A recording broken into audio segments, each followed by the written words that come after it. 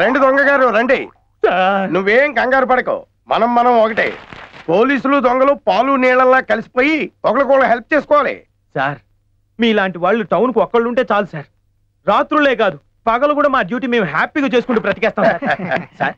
ఇంతకీ నేను చేయాల్సిన హెల్ప్ ఏంటి సార్? ఏమీ లేదయ్యా, తొందరలోనే మా మరదలు పెళ్లి పెట్టుకున్నాం. మా ఆవిడ తరపు బంధువులు కోతుల మందల బోల్డ్ మంది ఉన్నారు. ఇప్పుడు వాళ్ళందరికీ బట్టలు పెట్టమని నా పీకల మీద కూర్చుంది. అదంతా చేయాలంటే నా దగ్గర అంత డబ్బు లేదు. అమ్మ నా పీకేరావు, ఈ బ్యాగ్ కొట్టేద్దామని నీ ప్లాను సార్?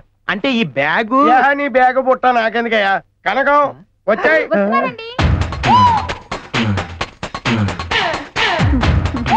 నేను రెడీ. ఈవిడే మా ఆవిడ.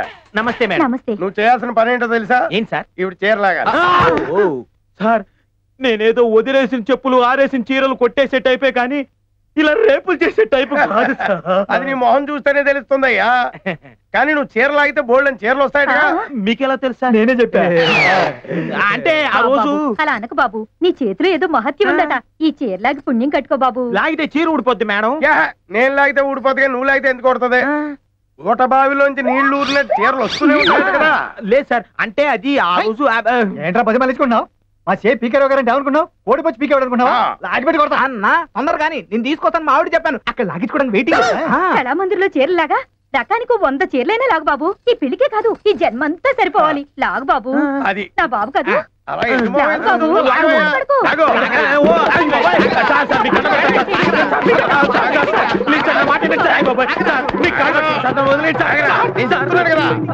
తప్పదంటారా? తప్పదు, పట్టుపట్టు.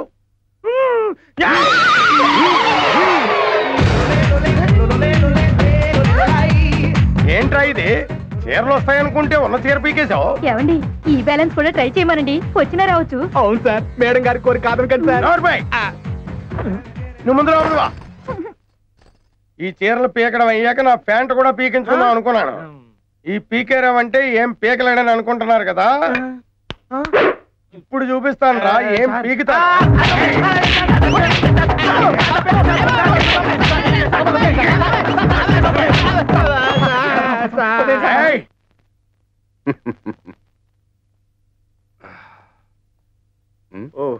అదేవిడి తాత గొక్కుతున్నావు?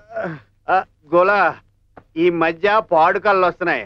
ఆలోచనలు తగ్గి వేడి తగ్గాలని హుస్సేన్ సార్లో దూకితే ఈ గొల అంటుకుంది. అవును, నా గొల సంగతి సరే, నీ గొల అదే నీ ప్రేమ గొల ఎంతవరకు వచ్చింది? అదే ఐశ్వర్యతో ఎలా చెప్పాలో తెలియట్లేదు. అదే మన లోకంలో అయితే ఏ హంసతోనో మేఘంతోనో కబురు పంపించేవాళ్ళం. ఇక్కడ ఎలా చెప్పాలా అని ఆలోచిస్తున్నాను. ఇలాంటి వాటికి ఈ లోకంలో బ్రోకర్ గేళ్ళని ఉంటారట. అలాంటి అదను పంపితే సరే. ఎవరున్నారబ్బా?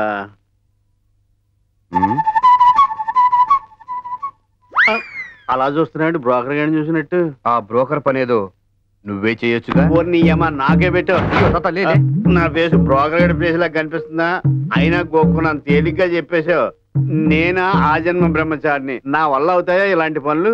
మనవడు అని నోటి మాటే గాని మనవడు కోసం ఏం చేసావని. అయినా నువ్వు ఆ పని మనిషిని గోకిన విషయం నాకు తెలియదా ఏమి? అబ్బో, గోకినంతే, ఇంకా ఏమి? నువ్వు సెంటిమెంట్ మీద కొట్టావు మనోడా. ఎలాగోలా సెటప్ చేస్తానులే. ఇప్పుడు నచ్చేవు తాత. రాజుగారు, ఈ విషయం మన ఇద్దరి మధ్యలోనే ఉండాలి. ఐశ్వర్య విషయమా? కాదు, పని పిల్ల విషయం. ఓ అలాగే. ఇప్పటి వరకు నన్ను పుల్లలు పెట్టివాడే అన్నారు, ఇక నుంచి బ్రోకర్ గాడు అని కూడా అంటారు. అమ్మ ఐశ్వర్య తల్లి. మిత్రుడి ప్రేమ సందేశం ఎలా చెప్తావో నేను చూస్తాగా. అయ్యో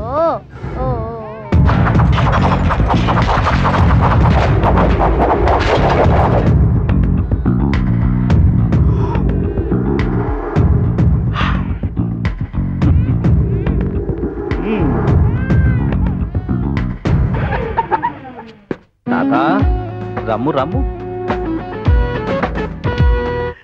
గుడ్ మార్నింగ్ అమ్మా. ఎందుకు వచ్చిన బతికిది? ముల్లోకాల్లో పేరున్న దేవర్షిని మహర్షిని ఇక్కడికి వచ్చేలాగా బ్రోకర్కి వెళ్ళా సెటప్ లెవెల్కి పడిపోయినా. అమ్మో, పైనుంచి ఇందుడు చూశాడంటే నాకు రోజు ఇలాంటి పనులే పురమాయిస్తాడు. ఏడ్చావంటే బూచోడికి ఇచ్చేస్తా. చెప్పమంటుంది. ఎలా చెప్పనమ్మా, ఇలాంటి విషయాల్లో ఏమాత్రం ఎక్స్పీరియన్స్ లేని వాడిని. ఎవరు లేరు కదా అని మీకు చెప్పడానికి వచ్చాను.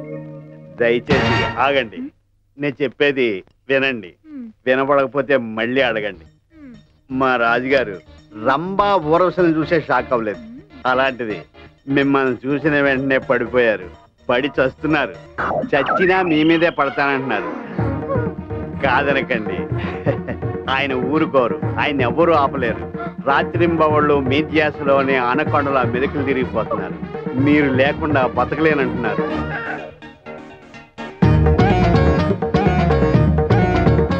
నరకయాతన అనుభవిస్తున్నారు. మీతో చెప్పుకోలేక కేబుల్ కనెక్షన్ల మీ ఇద్దరికి కనెక్షన్ కలపమని నన్ను పంపించారు. మీరు టీవీ అయితే ఆయన రిమోట్, మీరు సెల్ అయితే ఆయన ఛార్జర్. కాబట్టి మీరు ఒప్పుకుంటే నవ్వండి, లేదంటే కోప్పడకండి.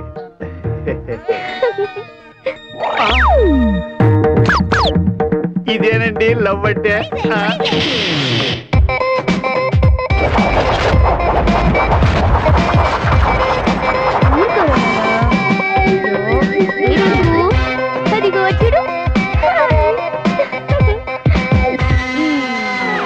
ఇంక నీదే ఆలస్యం. అర్జెంట్ గా వెళ్ళి వాళ్ళ అమ్మని లైన్ లో పెట్టి. నేను అనేది ఐశ్వర్యకి అంతా చెప్పేశాను కదా.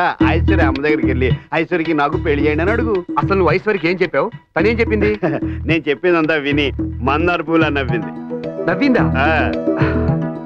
తాత, నీ మేలు మర్చిపోలేను. వస్తాను. భూలోకంలో నాలాంటి లవర్స్ చాలా మంది ఉన్నారు. పాపం వాళ్ళందరూ పెద్దవాళ్ళకి చెప్పుకోలేక చాలా ఇబ్బంది పడుతున్నారు. ఉన్న 4 రోజులు ఆ పనిలో ఉంటారు. ఈ పని మనిషిని అడ్డం పెట్టుకుని నన్ను పెర్మనెంట్ గా బ్రోకర్ చేసేలా ఉన్నాడు. ఎలాగూ ఈ పని మనిషి నరకానికి వస్తుంది కదా, అప్పుడు చూసుకుందాం. ఈ లోపుగా తపస్సు చేసుకుందాం. నారాయణ నారాయణ. ఎవరి గురించి నువ్వు చెప్పేది? ధర్మ గురించా? అతను కాదే, మరో 6 అడుగుల బుద్ధ అవతారం ఉందిగా, ఆ శాల్తి. ఓ, గుప్తా గురించా? ఏంటి గుప్తా గురించి మాట్లాడుకుంటున్నారు? ఏం లేదు, మా ఫ్రెండ్ మీ ఫ్రెండ్ని చూసి మనసు పారేసుకుంది. అలా పారేసుకున్న తిరిగిచ్చి చేతులు దులిపేసుకున్న రకం మా వాడు. అది కాదండి, తను కూడా మా ఫ్రెండ్ ని లవ్ చేయొచ్చు కదా. మా వాడిది కొంచెం మందం చర్మం. ప్రేమైన దోమైనా ఏమీ చేయలేవు. మా ఫ్రెండ్ మీ ఫ్రెండ్ ఒకరికొకరు టచ్ అవ్వాలంటే ఏం చేయాలి? నన్ను విసిగించకండి. విని విని నా చెవులు పగిలిపోతున్నాయి. నువ్వు రామరామ అను, శవ శవ అను. ఏది ఏమైనా మన అమ్మాయినా గుప్తాకే ఇచ్చి పెళ్లి చేస్తాను, అదంతే. అదేం కుదరదు. అమ్మాయి పెళ్లి 6 100 106 ఆ గుప్తాతోనే జరిగి తీరాలి. చూడండి, అమ్మాయి పెళ్లి ఆ గుప్తాతో జరగకపోతే నేను నూతిలో పడి చస్తాను. మొహమాటం ఏమీ లేదు. పిసికేస్తావా? నేను చచ్చైన అమ్మాయికి గుప్తానే ఇచ్చి పెళ్లి చేస్తాను. ఎవడు ఆపుతాడో చూస్తాను. ఏమయ్యా ధర్మ, నువ్వు చెప్పబోయా? చూడబోయా ధర్మ, మా అమ్మాయికి మీ ఫ్రెండ్ గుప్తాయే తగిన మొగుడని నేనంటుంటే కాదట్టుది. అలాగందా? మీరు ఆగండి. అది కాదయ్యా ధర్మ, మా అమ్మాయికి నీ ఫ్రెండ్ గుప్తాయే తగిన మొగుడంటే కాదంటున్నాడు. అలాగన్నాడు రాజుగారు. భిన్నాభిప్రాయాలతో తనుగు చావడం చూసాం గాని ఇలా ఏకాభిప్రాయంతో కొట్టుకు చావడం ఇక్కడ చూస్తున్నాం. ఓ పని చేయండి, గుప్తాకిచ్చి పెళ్లి చేసేయండి. గుప్తా వైజయంతి ఒకళ్ళ మీద ఒకళ్ళు పడాలంటే ఏం చేయాలి? ధాన్యం ఉంది. మనోడికి పై చూపే కానీ కింద చూపు లేదు కదా. తను వచ్చే దారిలో నూనె పోసామనుకో, అడుగు పెట్టగానే జర్రుని జారి వైజయంతి మీద పడతాడు. ఇద్దరు ఒకరికొకరు గోడ కొట్టినప్పటికలా అతుక్కుపోతాడు. నువ్వు పెళ్లి ఏర్పాట్లు బాగానే ప్లాన్ చేసావు కానీ మరి బ్యాండ్ మేళ సంగతి ఏంటి? బాబు, మొహమాట పడి ఈ మాటలు ఒప్పుకోవద్దు. పెళ్ళైన వెంటనే శోభనం జరిపించారు. మీ ఇద్దరికైనా ఏమిటి నువ్వు అనేది? పాలకొల్లు బ్యాండ్ మేళాన్ని మించింది మరి ఒకటి లేదు. బ్యాండ్ మేళం భోగ మేళం ఎక్కడి నుంచి వచ్చినా గానీ చెవిటి మేళం మాత్రం ఇద్దరే. అలాగా? నేను బయటకు వెళ్తున్నాను, నీకేమైనా కావాలా? అదే కావాలి మాకు. అలాగే సరదాకిళ్ళియాగా ఇప్పుడే పట్టుకోస్తా. అది నువ్వు రాజుగారు నరకం కన్నా ఘోరంగా ఉంది. ఇదిగో నూనె చెప్పించండి, గబ గబ గబ గబ పోసేద్దాం. Oil ready.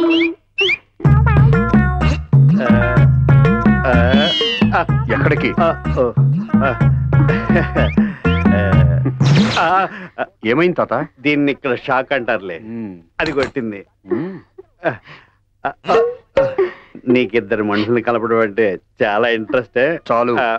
అదే నేను ఇక్కడ ఆయిల్ పోసేస్తాను, మీరు ఆ జామవంతుని పెద్ద పెద్ద కేకలతో పిలవండి, వచ్చి పడిపోతాడు.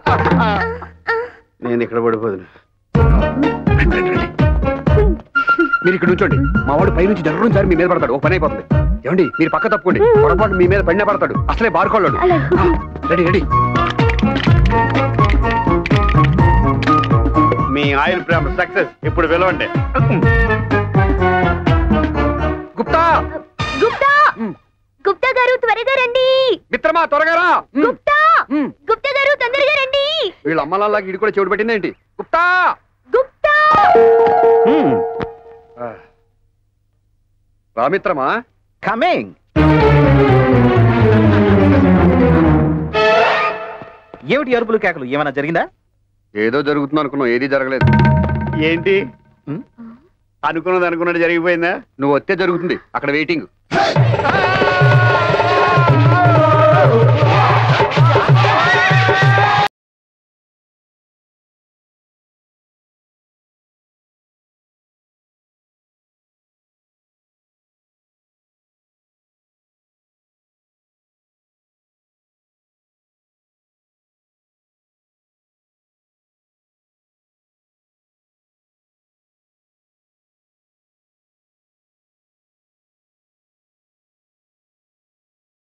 ఇక్కడ వర్కౌట్ అవ్వాల్సింది అక్కడ వర్కౌట్ అయింది. జరిగింది వేరు, ఊహించింది వేరు.